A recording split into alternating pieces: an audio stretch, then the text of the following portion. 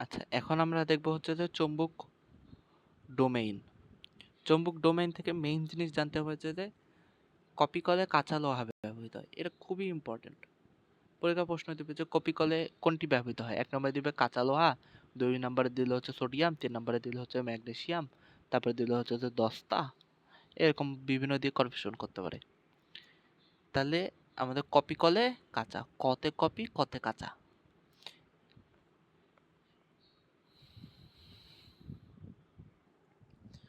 আর স্থায়ী চুম্বক পেতে হলে ইস্পাত ব্যবহার করা হয়। তাহলে স্থায়ী ইস্পাত, স্থায়ী ইস্পাত, স্থায়ী ইস্পাত মিল আছে, স্থায়ী ইস্পাত। এখন চুম্বক হিস্টেরেসিস, এটা কি করা হয়? কাঁচা লোহা হিস্টেরেসিস অপচয় ইস্পাতের চেয়ে কম। তার মানে কাঁচা লোহাটা ভালো, এতটুকুই জাস্ট মনে রাখতে হবে।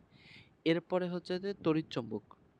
এখানে কি বলছে? সলিনয়েডের মধ্যে লোহার খণ্ড স্থাপন করলে চৌম্বকত্ব বৃদ্ধি পায়।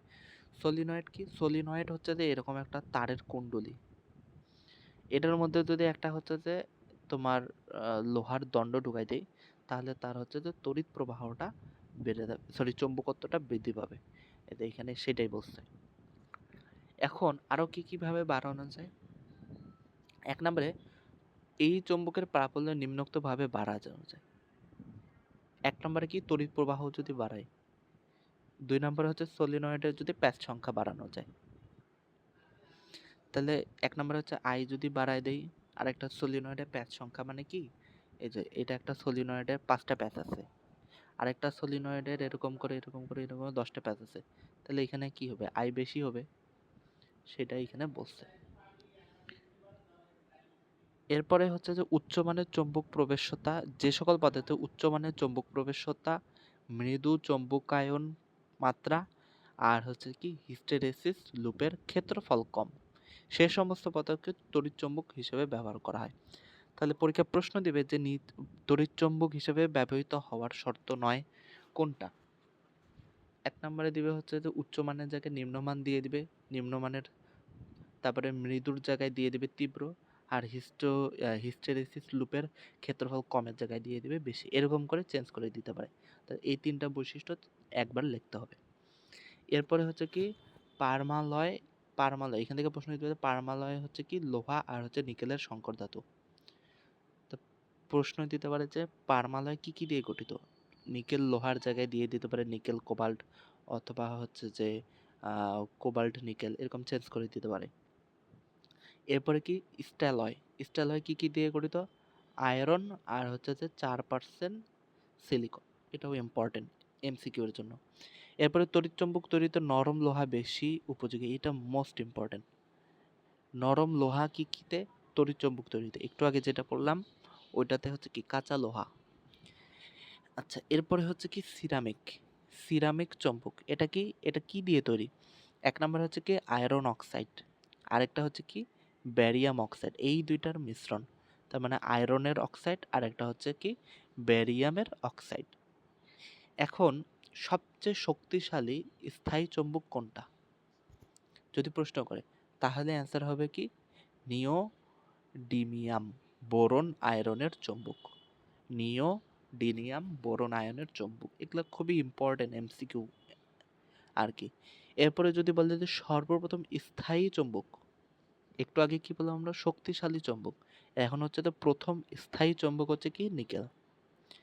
এরপরে সিরামিক চুম্বক, এই যে সিরামিক চুম্বকই তো আমরা বলতেছি, এটার আরেক নাম কি? আরেক নাম হচ্ছে ফ্যারাট। এগুলো প্রত্যেকটা একবার করে লিখতে হবে, লিখে একবার পড়ে পড়ে শেষ করে আরেকবার রিভাইজ দিতে হবে। এগুলার এটা একটু রিডিং যে স্মৃতির ফিতায়, তারপরে টেপ রেকর্ডারের ফিতায় আর হচ্ছে রেডিও অ্যান্টেনায় ব্যবহার করা হয়। এখন সংকর চুম্বক কি? সংকর চুম্বক মানে অবশ্যই অনেক কিছু থাকবে। তাহলে আয়রনের সংকরের মধ্যে 0.8 ভাগ মানে কি 80%, এই 80%-এর বেশি হচ্ছে যে আমাদের কার্বন থাকে, তাহলে তাকে বলা হয় স্থায়ী চুম্বক। তার মানে আয়রনের যদি আমরা সংকর করি এবং সেই সংকরণের মধ্যে যদি 80%-এর বেশি যদি আমাদের হচ্ছে কার্বন থাকে, তাহলে তাকে আমরা বলি স্থায়ী চুম্বক। এখন এই স্থায়ী চুম্বকটা আমরা আরও একটু ডিটেলস পড়বো, কারণ চুম্বক হচ্ছে 2 প্রকার।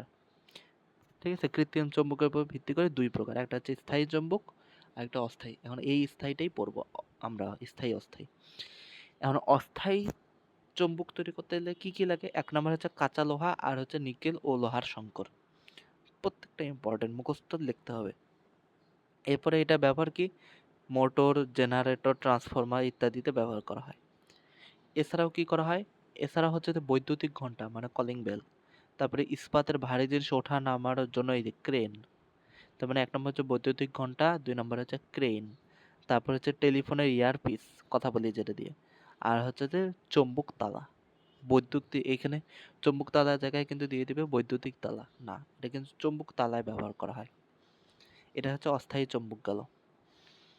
এখন স্থায়ী চুম্বকের ক্ষেত্রে কি হয়? স্থায়ী চুম্বকের মধ্যে তিনটা গুণ থাকতে হবে। এক নম্বরে উচ্চমাত্রার নিগ্রহ সহনশীলতা, উচ্চমাত্রার ধারণ ক্ষমতা, আর হিস্টেরেসিস লোপ বেশি। এটাও লিখতে হবে, এটাও লিখতে হবে, লিখতে হবে। তাহলে স্থায়ী চুম্বকের কয়টা গুণ থাকতে হবে? তিনটা। একটা হচ্ছে কি উচ্চমানের সহনশীলতা, দুইটাই হচ্ছে যে উচ্চ, ঠিক আছে, আর একটা হিস্টেরেসিস লুপের মানে ক্ষেত্রফলটা বেশি হতে হবে। এরপরে এই স্থায়ী চুম্বকটার ব্যবহার কি? এটাও মোটামুটি ইম্পর্টেন্ট, এগুলো একটু মুখস্থ করা কঠিন, ওই কারণে বারবার পড়তে হবে। এক নম্বর হচ্ছে চৌম্বকত্ব সহজে বিলুপ্ত হয় না, স্থায়ী যেহেতু অত সহজে বিলুপ্ত হয় না। এখন শক্তিশালী চৌম্বক যদি আমরা তৈরি করতে চাই, সেই ক্ষেত্রে আমাদের কি প্রয়োজন? অ্যালিনিকো। এখন টেপ রেকর্ডারের ফিতার মধ্যে কি দরকার? বিকালয়। এগুলো প্রত্যেকটা মুখস্থ করা, সুন্দর করে লিখে বারবার পড়তে হবে। এবার লাউড স্পিকারের চুম্বকের মধ্যে কি ব্যবহার করা হয়? ফিকোনাল। তড়িৎ চুম্বক তৈরিতে ব্যবহার করা হয় প্যারালয়। কি ব্যবহার করা হয়? প্যারালয় ব্যবহার করা হয়। এরপরে আমাদের হচ্ছে স্থায়ী চুম্বক তৈরিতে কি ব্যবহার করা হয়? টিকোনাল। তড়িৎ চুম্বক তৈরিতে ম্যাম ম্যাম মেটাল। এবারে বহুল পরিচিত স্থায়ী চুম্বক হচ্ছে সিরামিক। আর হচ্ছে খনিজ থেকে উত্তোলনকৃত প্রাকৃতিক চুম্বকের দিক ধর্ম থাকায় দিক নির্ণয়ের কাজে ব্যবহার করা হয়। তাহলে প্রাকৃতিক চুম্বকের দিক নির্ণয়ে কি ব্যবহার করা হয়? খনিজ থেকে উত্তোলনকৃত প্রাণীর দিক কি ব্যবহার করা হয়? স্থায়ী চুম্বক ব্যবহার করা হয়। তাই এখানে এই এই লাস্টের পড়াটা খুবই ইম্পর্টেন্ট। প্রথম দিকের পড়াগুলোর মধ্যে একক ইম্পর্টেন্ট আর সমানুপাতিক ব্যস্তানুপাতিক, আর লাস্টের দিকের পড়াগুলোর মধ্যে এক্সাম্পল ইম্পর্টেন্ট। এই যে স্থায়ী চুম্বকের এক্সাম্পল, এগুলো হচ্ছে যে জাস্ট লিখতে হবে আর পড়তে হবে। একবার পড়ে মনে রাখবে না, দিনে দুইবার রিভাইজ দিলে মনে থাকবে। তাহলে এখান থেকে আমরা এক্সাম্পলগুলো পড়বো, আর হচ্ছে যে কয়েকটা ইম্পর্টেন্ট জিনিস যেগুলো আছে সেগুলো পড়বো।